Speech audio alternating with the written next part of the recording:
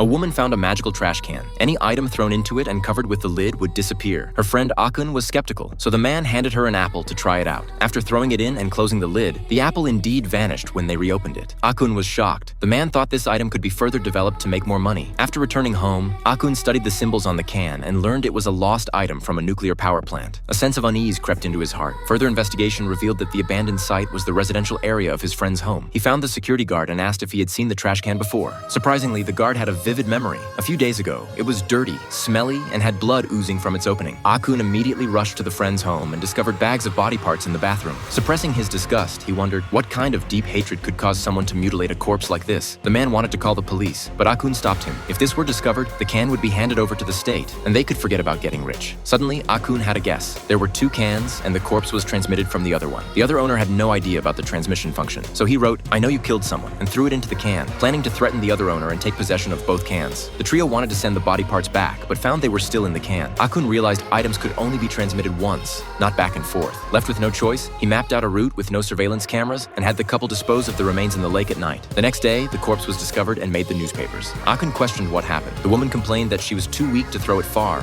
while the man was too afraid to approach. Akun was furious. The police would soon find the box, and then everything would be lost. The man indicated that the police had already visited. The woman explained that she had deliberately bought 2 boxes, one genuine and one counterfeit. The police investigated the genuine box. Akun was very pleased and praised the woman's intelligence, saying that the man had married a clever wife and would be doomed long ago if he had to rely on himself. The cowardly husband dared not speak. After Akun left, he vented his anger by domestically abusing his wife. A few days later, Akun visited again. The woman said with a worried face that her husband had disappeared. Akun thought he had gone into hiding and said that after finding the other can, they could transmit items through space and quietly make a fortune. The woman made him tea, but suddenly asked how the police would investigate a dismemberment case. Akun patiently explained. First, through remnants left behind, and second, through the body's source. Knowing the identity of the deceased would reveal their social relationships and identify the killer. The woman asked again if the police would mistake a living person encountered during the investigation for the deceased. Akun was puzzled, then recalled the case details and realized something. At this point, the woman suddenly said that the radioactive leak occurred 9 years ago, but the can was only discovered a few days ago. The woman slowly revealed the truth.